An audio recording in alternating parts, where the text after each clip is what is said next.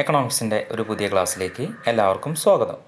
ഇന്നത്തെ ക്ലാസ്സിൽ നമ്മൾ പഠിക്കാൻ പോകുന്നത് 2024 ഡിസംബറിൽ നടന്ന +2 എക്കണോമിക്സിൻ്റെ ക്വസ്റ്റ്യൻ പേപ്പറും ആൻസർ കീയുമാണ്. ഈ വീഡിയോയിൽ നമ്മൾ ചെയ്തിട്ടുള്ളത് എസ്എ ക്വസ്റ്റ്യൻസ് ആണ്. മുമ്പുള്ള പാർട്ടുകളൊക്കെ നമ്മൾ മുമ്പുള്ള ക്വസ്റ്റ്യൻസ് ആയിരുന്നു ചെയ്തിട്ടുണ്ടായിരുന്നത്.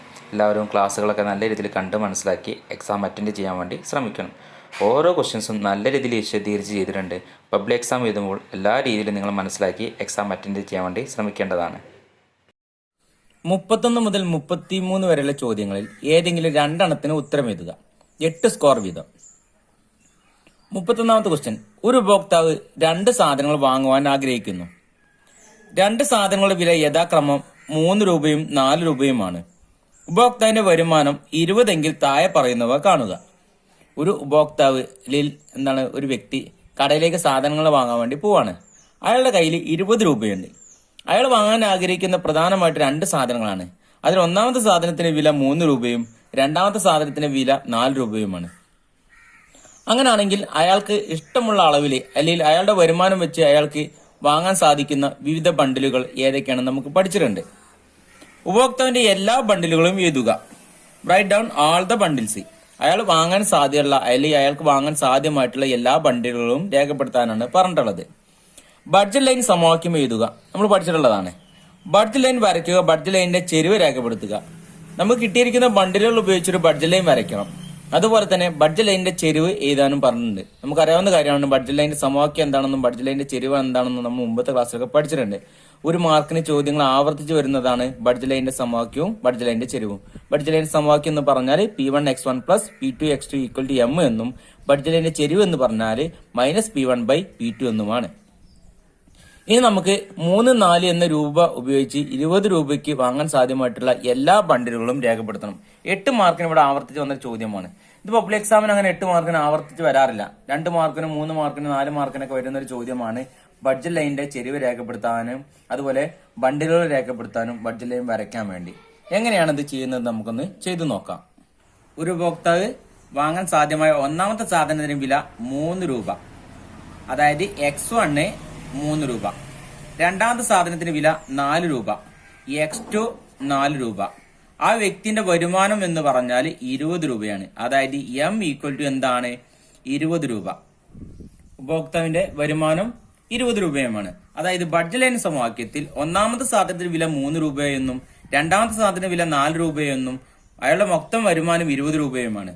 അതായത് P1 എന്നതിന് പകരം 3x1 + 4x2 = 20. ഒന്നാമത്തെ സാധനത്തിന് വില 3 രൂപ അല്ലെ, ഒന്നാമത്തെ സാധനത്തിന്റെ അളവ് X1. രണ്ടാമത്തെ സാധനത്തിന് വില 4 രൂപ, അതായത് P2 4 രൂപ. X2 എന്ന് പറഞ്ഞാൽ രണ്ടാമത്തെ സാധനത്തിന്റെ അളവ്. വ്യക്തിന്റെ വരുമാനം 20, അതായത് M 20 എന്ന് കൊടുത്തിട്ടുണ്ട്. ഈ ഒരു സമവാക്യം ഉപയോഗിച്ചിട്ട് എന്താണ് ഈ തന്നിരിക്കുന്ന സമവാക്യം ഉപയോഗിച്ചിട്ട് നമുക്ക് നിർമ്മിക്കാൻ കഴിയുന്ന ബണ്ടിലുകളാണ് ഇനി നമ്മൾ രേഖപ്പെടുത്തേണ്ടത്. നമുക്ക് ഈ സമവാക്യം ഉപയോഗിച്ച് ഒരുപാട് ബണ്ടിലുകൾ നമുക്ക് വാങ്ങാവുന്നതാണ്. അല്ലെങ്കിൽ ഒരു വ്യക്തി വിവിധ തരത്തിലുള്ള ബണ്ടിലുകൾ ആ വ്യക്തിക്ക് വാങ്ങാൻ സാധിക്കും.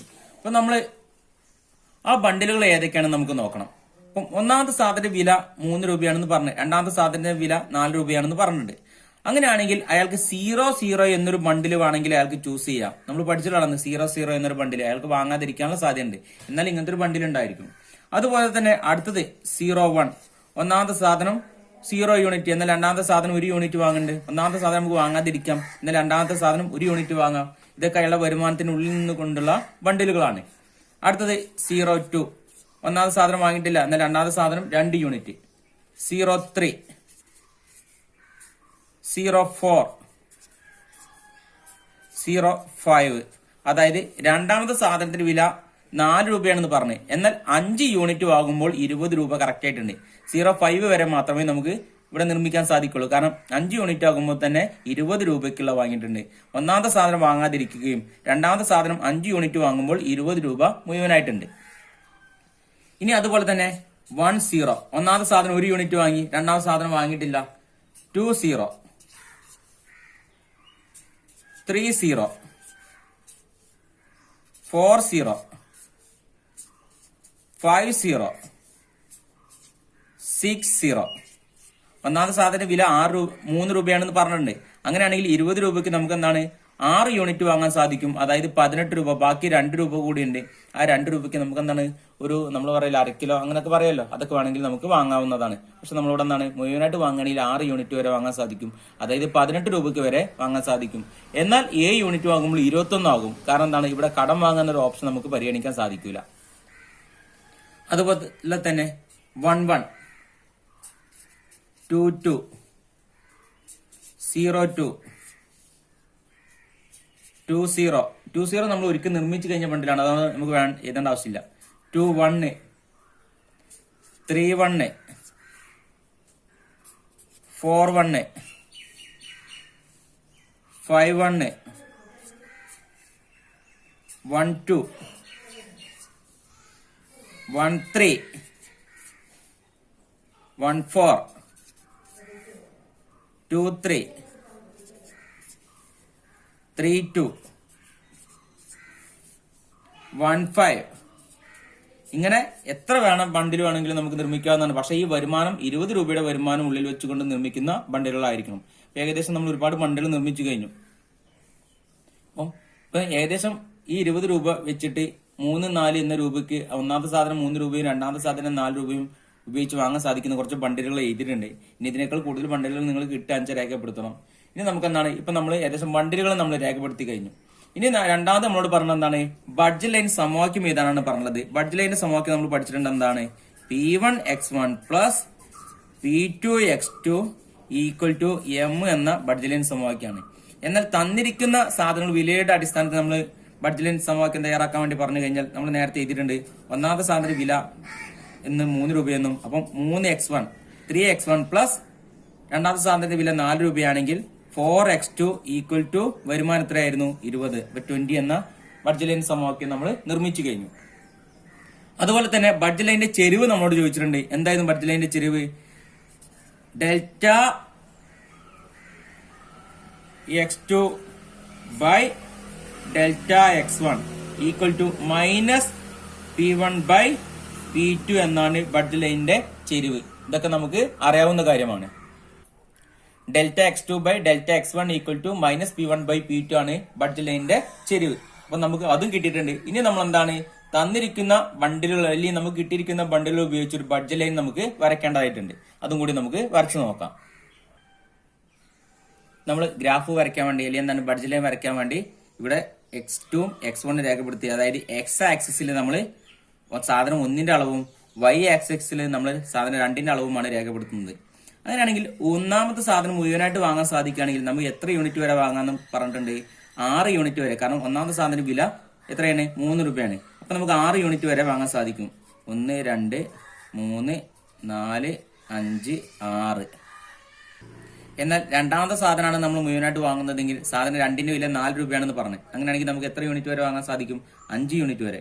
1, 2, 3, 4, 5 യൂണിറ്റ് വരെ മാത്രമേ നമുക്ക് വാങ്ങാൻ സാധിക്കുള്ളൂ. ഇപ്പം ഏകദേശം നമുക്ക് മനസ്സിലായി. ഒന്നാമത്തെ സാധനം മുഴുവനായിട്ട് വാങ്ങുകയാണെങ്കിൽ നമുക്ക് 6 യൂണിറ്റും രണ്ടാമത്തെ സാധനം മുഴുവനായിട്ട് വാങ്ങുകയാണെങ്കിൽ നമുക്ക് എത്ര യൂണിറ്റ് വാങ്ങാൻ സാധിക്കും, 5 യൂണിറ്റ് വാങ്ങാൻ സാധിക്കും. അങ്ങനെയാണെങ്കിൽ ഈ തന്നിരിക്കുന്ന 5നെയും 6നെയും ബന്ധിപ്പിച്ചുകൊണ്ട് ഒരു കർവ് വരയ്ക്കാം. ഇതാണ് ഇതിന്റെ ബഡ്ജറ്റ് ലൈന്. ഇപ്പൊ നമുക്ക് ബഡ്ജറ്റ് ലൈൻ ഇവിടെ കിട്ടിയിട്ടുണ്ട്. എങ്ങനെയാണ് ബഡ്ജറ്റ് ലൈൻ വരയ്ക്കുന്നത് എല്ലാവർക്കും മനസ്സിലായിട്ടുണ്ടാവും. ബഡ്ജറ്റ് ലൈന്റെ സമവാക്യം എന്തായിരുന്നു, P1x1 plus P2x2 equal to M എന്നാണ്. അതായത് നമുക്ക് തന്നിരിക്കുന്ന സംഖ്യകൾ ഉപയോഗിച്ച് അല്ലെങ്കിൽ എന്താണ് സാധനം 1ന്റെ വില 3 രൂപയും സാധനം 2ന്റെ വില 4 രൂപയും ആണെങ്കിൽ വരുമാനം 20 ആണെങ്കിൽ അത് ഉപയോഗിച്ച് നമുക്ക് നിർമ്മിക്കാൻ സാധ്യമായിട്ടുള്ള ബഡ്ജറ്റ് ലൈൻ സമവാക്യം എന്തായിരുന്നു, ബഡ്ജറ്റ് ലൈൻ സമവാക്യം P1x1 plus P2x2 equal to M ആണെന്ന് നമുക്കറിയാവുന്നതാണ്. എന്നാൽ നമുക്ക് തന്നിരിക്കുന്ന സാധനങ്ങൾ വില ഉപയോഗിച്ച് ഈ വരുമാനം ഉപയോഗിച്ച് നമുക്ക് നിർമ്മിക്കാൻ കഴിയുന്ന ബഡ്ജറ്റ് ലൈനാണ് 3x1 plus 4x2 equal to 20 എന്ന ബഡ്ജറ്റ് ലൈൻ സമവാക്യം. ഇവിടെ നമുക്ക് ബഡ്ജറ്റ് ലൈൻ എന്താണെന്ന് കിട്ടിയിട്ടുണ്ട്. എന്നാലും നമുക്ക് നേരത്തെ കിട്ടിയിരിക്കുന്ന ബണ്ടിലുകൾ ഇവിടെ നമുക്ക് രേഖപ്പെടുത്തണം. അപ്പൊ നമ്മൾ നേരത്തെ നമുക്ക് കിട്ടിയിട്ടുണ്ട് ഏതായിരുന്നു 10 അല്ലെ, അതായത് 00 എന്നൊരു ബണ്ടിൽ നമുക്ക് കിട്ടിയിട്ടുണ്ട്. അതുപോലെ 10, 20, 30, 40, 50, 60. അതുപോലെ തന്നെ 01, 02, 03, 04, 05 എന്ന ബണ്ടിലുകൾ നമുക്ക് കിട്ടിയിട്ടുണ്ട്. അതുപോലെ 11, അതുപോലെ 21, 31, 41, 51.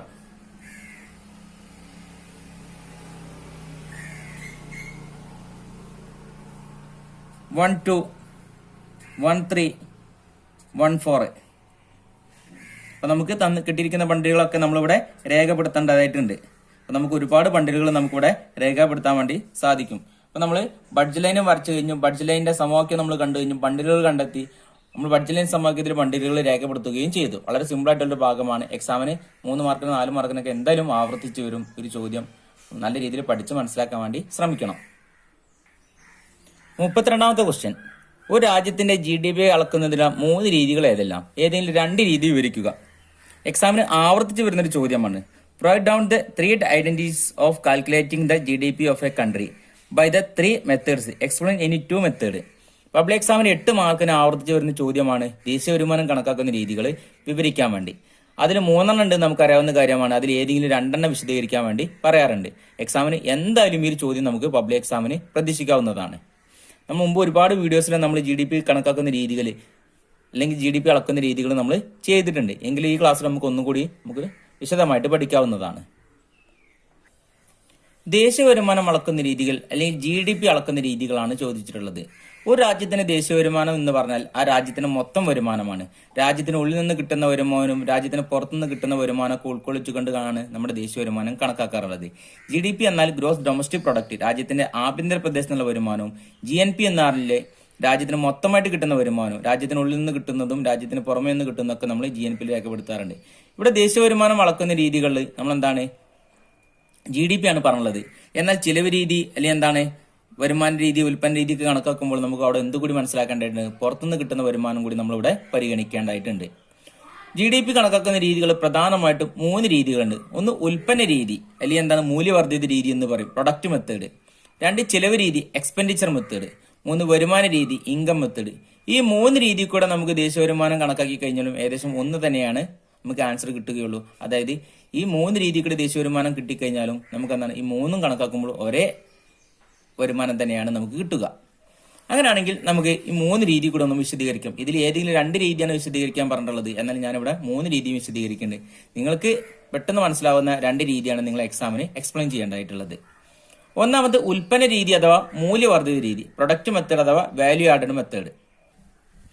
ഈ രീതി അനുസരിച്ച് ദേശീയ വരുമാനം അളക്കുന്നത് ഒരു സമ്പദ് വ്യവസ്ഥയിലെ ഓരോ ഉൽപാദക യൂണിറ്റും ഒരു നിശ്ചിത കാലയളവിൽ സാധാരണയായി 1 വർഷം ഉൽപ്പാദിപ്പിച്ച അന്തിമ സാധനങ്ങളുടെയും സേവനങ്ങളുടെയും സഞ്ചിത പണമൂല്യം കൂട്ടിയാണ്. അതായത് ഒരു രാജ്യത്തിന്റെ സമ്പദ് വ്യവസ്ഥയിലുള്ള എല്ലാ സ്ഥാപനങ്ങളും, ഒരു രാജ്യത്തുള്ള എല്ലാ സ്ഥാപനങ്ങളും അവർ ഉൽപ്പാദിപ്പിച്ച സാധനങ്ങളുടെ മൂല്യം കണക്ക് കൂട്ടിയാണ് ഒരു രാജ്യത്തിന്റെ മൊത്തം എന്താണ് വരുമാനം കണക്കാക്കുന്നത്. ഒരു രാജ്യത്ത് എത്ര സ്ഥാപനങ്ങളുണ്ടോ അവരെല്ലാം ഉൽപ്പാദിപ്പിച്ച സാധനങ്ങളുടെ മൂല്യം അവർ വിറ്റഴിച്ചിട്ടുണ്ടോ എന്ന് നോക്കണമെന്നില്ല.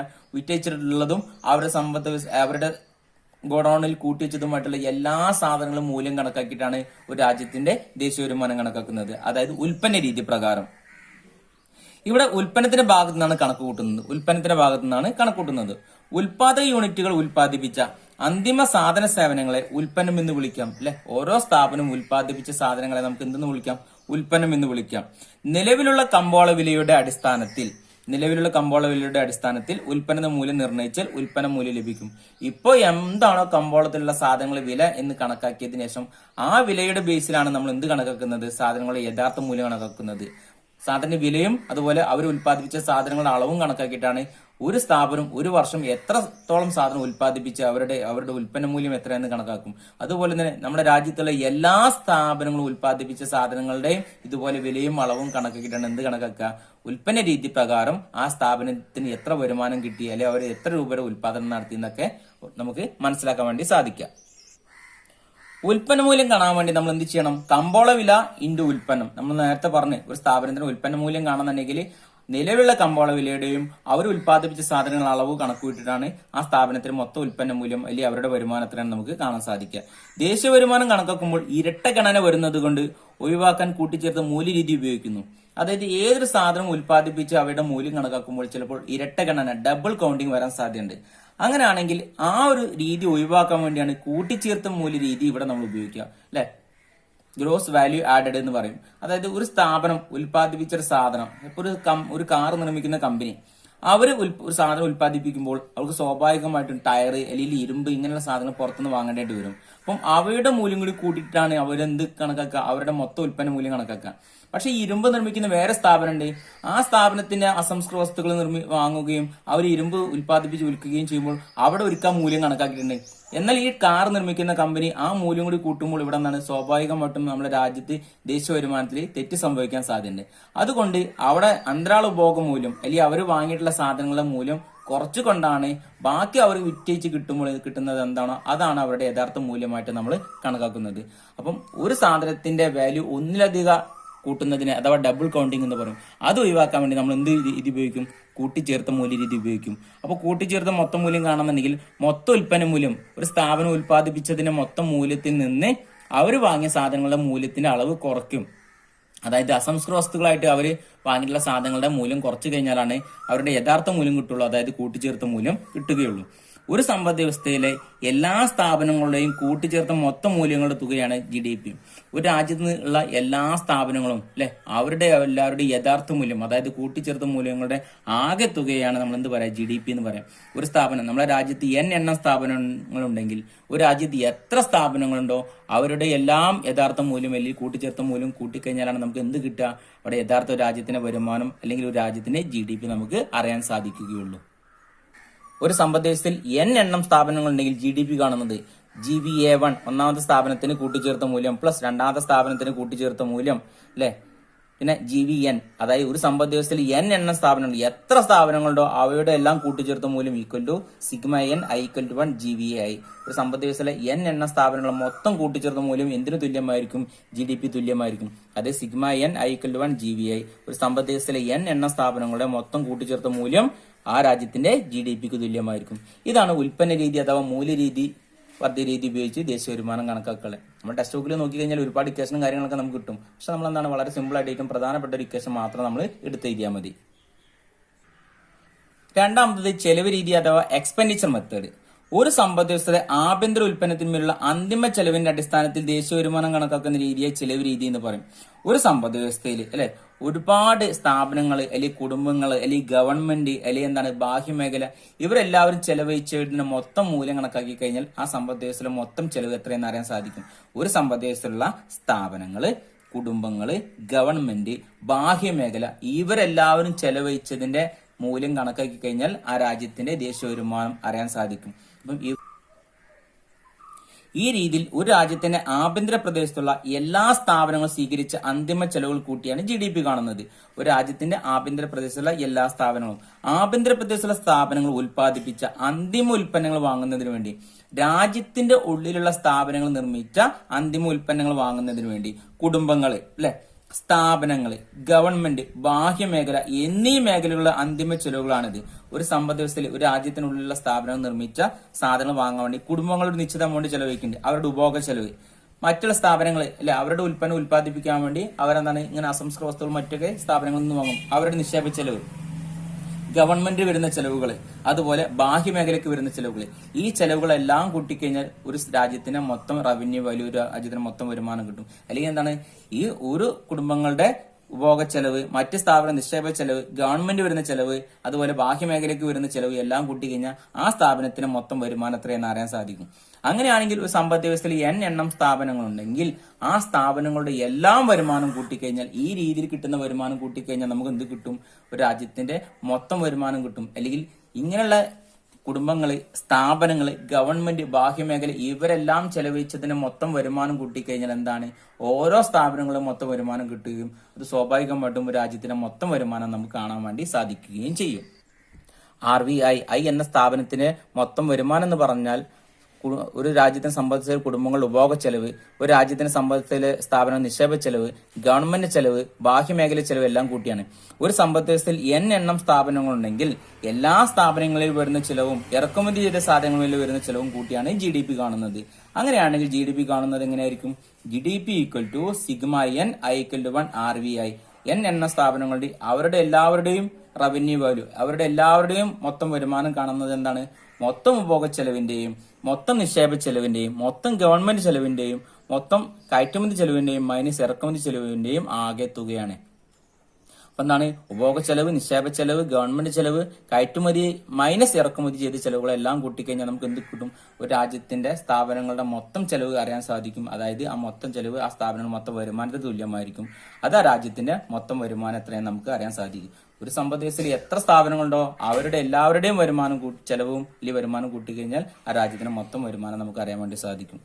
ആഭ്യന്തര പ്രദേശത്ത് ഉൽപ്പാദിപ്പിച്ച സാധനങ്ങളിൽ മേൽ വരുന്ന ചെലവും ഇറക്കുമതി ചെയ്ത സാധനങ്ങളിൽ മേൽ വരുന്ന ചെലവും കൂട്ടിയാണ് മൊത്തം ചെലവ് കണക്കാക്കുന്നത്. നമ്മുടെ രാജ്യത്തിനുള്ളിലുള്ള ചെലവ് മാത്രമല്ല, സ്ഥാപനം നിർമ്മിക്കുമ്പോൾ മാത്രമല്ല, വിദേശത്തുള്ള സാധനങ്ങൾ കൂടി നമ്മൾ വാങ്ങാറുണ്ട്. അപ്പം ആ ഇറക്കുമതി ചെയ്ത സാധനങ്ങളുടെ മേലും എന്താണ് ഇതുപോലെ കുടുംബങ്ങൾക്കും സ്ഥാപനങ്ങൾക്കും ഗവൺമെന്റിനും അല്ലെ ബാഹ്യമേഖലക്കൊക്കെ ചെലവ് വരുന്നുണ്ട്. അങ്ങനെയാണെങ്കിൽ ആ മൊത്തം ചെലവ് കൂട്ടിക്കഴിഞ്ഞാൽ ചെലവ് രീതി പ്രകാരം നമുക്ക് രാജ്യത്തിന്റെ ദേശീയ വരുമാനം കാണാൻ വേണ്ടി സാധിക്കും.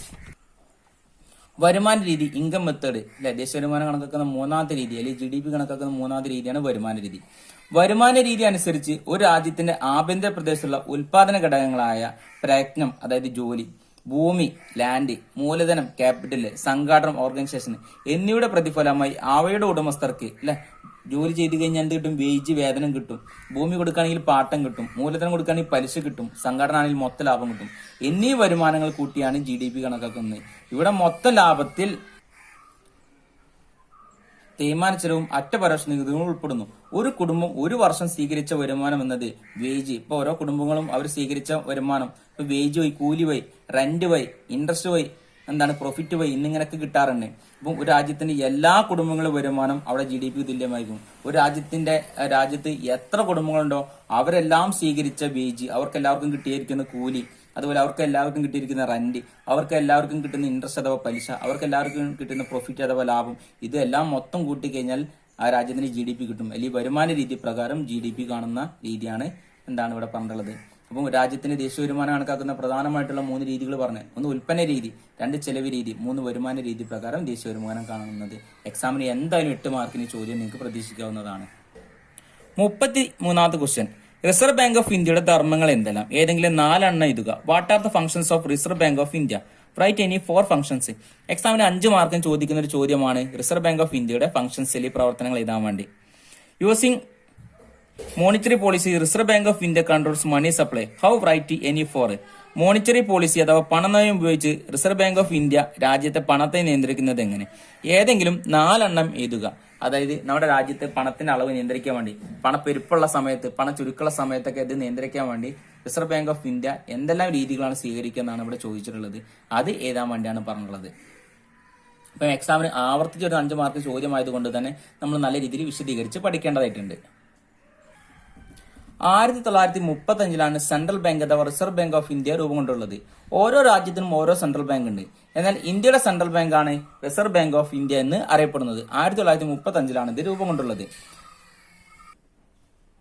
റിസർവ് ബാങ്ക് ഓഫ് ഇന്ത്യയുടെ പ്രധാനമായിട്ടുള്ള 8 ഫംഗ്ഷൻസ് ആണ് നമ്മളോട് പഠിച്ചുള്ളത്. നമ്മൾ പറയാൻ പോകുന്നത് നോട്ട് ഇറക്കൽ, ഇഷ്യൂ ഓഫ് കറൻസി, ബാങ്കുകളുടെ ബാങ്ക്, ബാങ്കേഴ്സ് ബാങ്ക്, ഗവൺമെന്റിന്റെ ബാങ്കർ, ബാങ്കർ ഓഫ് ഗവൺമെന്റ്, പണപ്രദാനത്തിന്റെ നിയന്ത്രകൻ, കൺട്രോൾ ഓഫ് മണി സപ്ലൈ, വിദേശ നാണയത്തിന്റെ സൂക്ഷിപ്പുകാരൻ, കസ്റ്റോഡിയൻ ഓഫ് ഫോറിൻ എക്സ്ചേഞ്ച്, അവസാനത്തെ ആശ്രയം എന്ന നിലയ്ക്ക് വായ്പ നൽകുന്നവൻ, lender of the last resort, ദേശീയ തലത്തിൽ ഇടപാട് തീർക്കുന്നവൻ, നാഷണൽ ക്ലിയറിംഗ് ഹൗസ്, റിപ്പോർട്ടുകളുടെ പ്രസിദ്ധീകരണം, പബ്ലിക്കേഷൻ ഓഫ് റിപ്പോർട്ട്. അപ്പം 4 ആണ് നമ്മളോട് എഴുതാൻ പറഞ്ഞത്. നമ്മളോട് 8 എഴുതിയിട്ടുണ്ട്. എന്നാൽ ചിലപ്പോൾ 8 മാർക്കിനോ അല്ലെങ്കിൽ 5 മാർക്കിനോ ഇവ ഓരോന്ന് വിശദീകരിക്കാൻ വേണ്ടി പറയാറുണ്ട്. അങ്ങനെയാണെങ്കിൽ നമ്മൾ ഇവ ഓരോന്ന് വിശദീകരിക്കേണ്ടതായിട്ടുണ്ട്. ഒന്നാമത് നോട്ട് ഇറക്കൽ. റിസർവ് ബാങ്കിന്റെ ഒരു പ്രധാനമായിട്ടുള്ള പ്രവർത്തനമാണ് നോട്ട് അച്ചടിച്ചിറക്കുക എന്ന് പറഞ്ഞത് അല്ലെ. കേന്ദ്ര ബാങ്കിനാണ് നോട്ട് അച്ചടിച്ചിറക്കാനുള്ള പൂർണ്ണ അധികാരമുള്ളത്. എന്നാൽ 1 രൂപയുള്ള നോട്ടും കോയിനുകളും അടിച്ചിറക്കാനുള്ള അധികാരം ആർക്കാണ്? നമ്മുടെ ഇന്ത്യയുടെ ഫിനാൻസ് ഡിപ്പാർട്ട്മെന്റിനാണ്. 2 ബാങ്കുകളുടെ ബാങ്ക്. എല്ലാ ബാങ്കുകളുടെയും ഒരു ഹെഡായിട്ട്, ഒരു തലവനായിട്ട് ആരാണ് പ്രവർത്തിക്കുന്നത്? റിസർവ് ബാങ്ക് ആണ് അല്ലെ. അത്യാവശ്യ ഘട്ടങ്ങളിൽ വാണിജ്യ ബാങ്കുകളെ സഹായിക്കാൻ വേണ്ടി അവർക്ക് വായ്പ നൽകുന്നതും അവിടെ എല്ലാവിധ കാര്യങ്ങളും ഇടപെടുന്നത് ആരാണ്? റിസർവ് ബാങ്ക് ആണ്. അതായത് അതുകൊണ്ടാണ് നമ്മൾ ബാങ്കുകളുടെ ബാങ്ക് എന്ന് അവർ അറിയപ്പെടുന്നത്. ഗവൺമെന്റിന്റെ ബാങ്കർ. ഗവൺമെന്റ് എല്ലാവിധ സാമ്പത്തിക ഇടപാടുകളും നിയന്ത്രിക്കുന്നതും അല്ലെങ്കിൽ ഗവൺമെന്റ് ബാങ്കറായിട്ട് പ്രവർത്തിക്കുന്ന ആരാണ്? റിസർവ് ബാങ്ക് ആണ്. പണപ്രദാനത്തിന്റെ നിയന്ത്രകനെ. നമ്മുടെ സമ്പദ് വ്യവസ്ഥയിലെ, രാജ്യത്തിന്റെ സമ്പദ് വ്യവസ്ഥയിൽ പണത്തിന്റെ അളവ് നിയന്ത്രിക്കുന്ന ആരാണ്? റിസർവ് ബാങ്ക് ആണ്. സമ്പദ് വ്യവസ്ഥയിൽ പണത്തിന്റെ അളവ് കൂടാതെയും നല്ല രീതിയിൽ കുറയാതെയും കൺട്രോൾ ചെയ്യാൻ വേണ്ടി ആര് ശ്രമിക്കാറുണ്ട്? നമ്മുടെ റിസർവ് ബാങ്ക് ശ്രമിക്കാറുണ്ട്. വിദേശ നാണയത്തിന്റെ സൂക്ഷിപ്പുകാരൻ. വിദേശ കറൻസിയൊക്കെ സൂക്ഷിക്കുന്ന ആരാണ്? റിസർവ് ബാങ്ക് ആണ്. ഇപ്പൊ നമ്മുടെ ബന്ധുക്കളും മറ്റും വിദേശ രാജ്യങ്ങളിൽ നിന്ന് അയച്ചിരുന്ന കറൻസിക്ക് പകരം നമ്മുടെ രാജ്യത്തിലെ കറൻസിയാണ് നമുക്ക് കിട്ടുന്നത്. നമ്മുടെ രാജ്യത്തിലെ ബാങ്കിലേക്ക് അയക്കുമ്പോൾ ഈ ബാങ്കുകൾ റിസർവ് ബാങ്കിനെ ഏൽപ്പിച്ച് എന്നിട്ട് നമ്മുടെ രാജ്യത്തിന്റെ കറൻസി അവർ വാങ്ങുകയും ചെയ്യും. അങ്ങനെയാണെങ്കിൽ വിദേശ രാജ്യങ്ങളുടെ കറൻസി ആരുടെ കയ്യിലാണ് എത്തിച്ചേരുന്നത്? റിസർവ് ബാങ്കിന്റെ കയ്യിലാണ് എത്തിച്ചേരുന്നത്. അവസാനത്തെ ആശ്രയം എന്ന നിലക്ക് വായ്പ നൽകുന്നവൻ നമ്മുടെ രാജ്യത്തിലെ വാണിജ്യ ബാങ്കുകൾക്ക് എന്തെങ്കിലും സാമ്പത്തികമായിട്ട് ബുദ്ധിമുട്ട് നേരിട്ട് കഴിഞ്ഞാൽ അവർ അവസാനമായിട്ട് ആശ്രയിക്കുന്ന ആരാണ്? റിസർവ് ബാങ്കിനാണ്. അപ്പം അവർക്കുള്ള ആവശ്യമുള്ള പണവും കാര്യങ്ങളും കൊടുത്ത് അവരെ സഹായിക്കുന്നത് ആര് തന്നെയായിരിക്കും? റിസർവ് ബാങ്ക് തന്നെയാണ്. ദേശീയ തലത്തിൽ ഇടപാട് തീർക്കുന്നവൻ നമ്മുടെ രാജ്യത്തിന്റെ സമ്പദ് വ്യവസ്ഥയിൽ അല്ലെ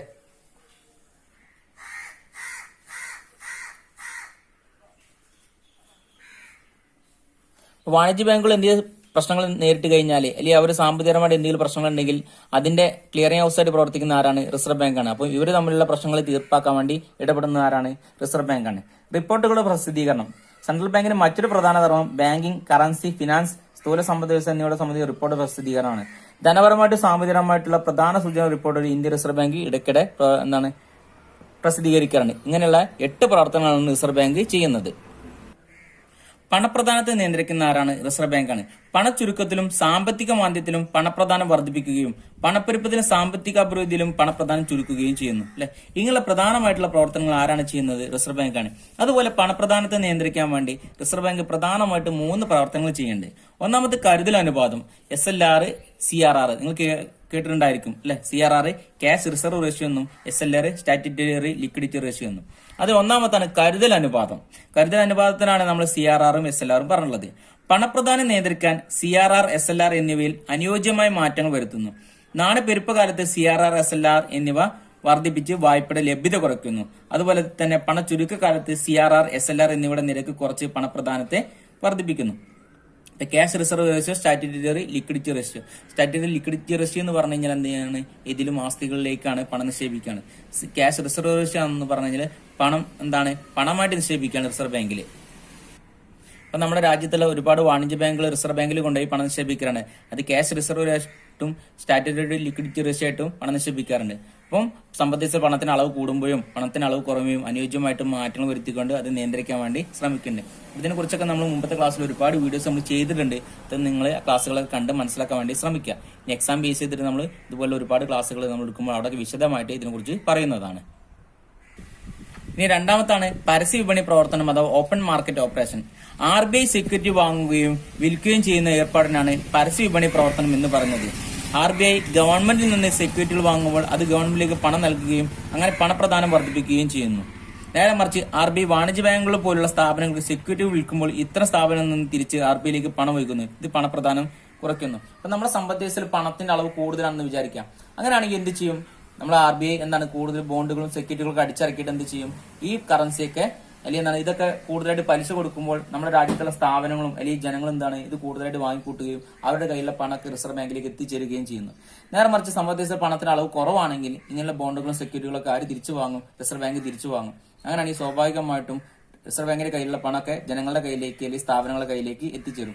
സമ്പദ് വ്യവസ്ഥയിൽ പണത്തിന് അളവ് കൂടുകയോ കുറയുകയോ ചെയ്യുമ്പോൾ ഇങ്ങനെയുള്ള ഒരുപാട് കാര്യങ്ങൾ ചെയ്തുകൊണ്ട് സമ്പദ് വ്യവസ്ഥയിൽ പണത്തിന് അളവ് നിയന്ത്രിക്കാൻ വേണ്ടി ആര് ശ്രമിക്കും? റിസർവ് ബാങ്ക് ശ്രമിക്കാറുണ്ട്. ഇതാണ് നമ്മൾ പരസ്യ വിപണി പ്രവർത്തനം എന്ന് പറയുന്നത്. ഇവിടെ ബോണ്ടുകളും ഷെയറുകളും സെക്യൂരിറ്റികളൊക്കെ വാങ്ങുകയും വിൽക്കുകയും ചെയ്യുന്ന ഏർപ്പാടിനാണ് പരസ്യ വിപണി പ്രവർത്തനം എന്ന് പറയുന്നത്. മൂന്നാമത്താണ് റിപ്പോ റേറ്റും റിവേഴ്സ് റിപ്പോ റേറ്റും. RBI വാണിജ്യ ബാങ്കുകൾക്ക് വായ്പ നൽകുന്നു നിരക്കാണ് റിപ്പോ നിരക്ക്. വാണിജ്യ ബാങ്കുകൾ അവരുടെ അധികമുള്ള പണം RBI കരുതൽ ധനമായി സൂക്ഷിക്കുന്ന നിരക്കാണ് റിവേഴ്സ് റിപ്പോ നിരക്ക്. സാമ്പത്തിക അഭിവൃദ്ധിയിലും പണപ്പെരുപ്പത്തിലും സെൻട്രൽ ബാങ്ക് റിപ്പോ നിരക്ക് ഉയർത്തുന്നു. സമ്പദ് വ്യവസ്ഥയിലെ പണപ്രധാനം വായ്പയും കുറയ്ക്കുക എന്നതാണ് ലക്ഷ്യം. നേരെ മറിച്ചിനാണെങ്കിൽ RBI റിപ്പോ നിരക്ക് കുറയ്ക്കുന്നു. ഇപ്പൊ നമ്മുടെ രാജ്യത്തുള്ള വാണിജ്യ ബാങ്കുകൾ അവർക്ക് വായ്പകളും മറ്റും ആവശ്യമുണ്ടെങ്കിൽ ആരെ സമീപിക്കും? റിസർവ് ബാങ്കിനെ സമീപിക്കും. അപ്പോൾ റിസർവ് ബാങ്ക് അവർക്ക് വായ്പ കൊടുക്കുകയാണ് ചെയ്യുന്നത്. അപ്പോൾ വായ്പ കൊടുക്കുമ്പോൾ അവർ നിശ്ചിത എമൗണ്ട് പലിശ ഈടാക്കും. ഇതിനാണ് നമ്മൾ എന്ത് പറയുക? റിപ്പോ നിരക്ക് എന്ന് പറയുന്നത്. അപ്പം കൂടുതലായിട്ട് പലിശ ഈടാക്കുമ്പോൾ നമ്മുടെ രാജ്യത്തിലെ വാണിജ്യ ബാങ്കുകൾ അവരെടുക്കുന്ന പണത്തിന് അളവ് കുറവായിരിക്കും. എന്നാൽ പലിശ നിരക്ക് കുറവാണെങ്കിൽ എന്ത് ചെയ്യും? അവർ കൂടുതൽ പണം അവിടെ പോയി വായ്പ വാങ്ങാറുണ്ട്. അപ്പൊ നമ്മുടെ രാജ്യത്തിലെ വാണിജ്യ ബാങ്കുകൾക്ക് എപ്പോഴെങ്കിലും പണത്തിന് ആവശ്യം വരികയാണെങ്കിൽ ആരെ സമീപിക്കും? റിസർവ് ബാങ്കിനെ സമീപിക്കും. റിപ്പോ നിരക്കിനനുസരിച്ചായിരിക്കും അവർ വായ്പ സ്വീകരിക്കുക. അപ്പൊ കൂടുതലായിട്ട് പലിശ ഈടാക്കുമ്പോൾ വായ്പ വാങ്ങാൻ തയ്യാറാവില്ല. എന്നാണ് സമ്പദ് വ്യവസ്ഥയിലെ പണത്തിന്റെ അളവ് കുറവാണെന്ന് കണ്ടു കഴിഞ്ഞാൽ റിസർവ് ബാങ്ക് എന്ത് ചെയ്യും? അവരുടെ റിപ്പോ നിരക്ക് കുറച്ചുകൊണ്ട് അവർക്ക് കൂടുതൽ വായ്പ അനുവദിക്കും. അതുപോലെ തന്നെ വാണിജ്യ ബാങ്കുകൾ അവരുടെ അധികമുള്ള പണം RBIയിൽ കരുതൽ ധനമായിട്ട് സൂക്ഷിക്കും. ഇപ്പൊ നമ്മളൊക്കെ ബാങ്കിൽ കൊണ്ടുപോയി പണം നിക്ഷേപിക്കുന്നത് പോലെ തന്നെ നമ്മുടെ രാജ്യത്തിലെ വാണിജ്യ ബാങ്കുകൾ RBIയിൽ കൊണ്ടുപോയിട്ട് പണം നിക്ഷേപിക്കാറുണ്ട്. അങ്ങനെ നിക്ഷേപിക്കുമ്പോൾ എന്താ വെച്ചാൽ അവർക്ക് നിശ്ചിത എമൗണ്ട് പലിശ ആര് കൊടുക്കും? നമ്മുടെ രാജ്യത്തിലെ റിസർവ് ബാങ്ക് കൊടുക്കും.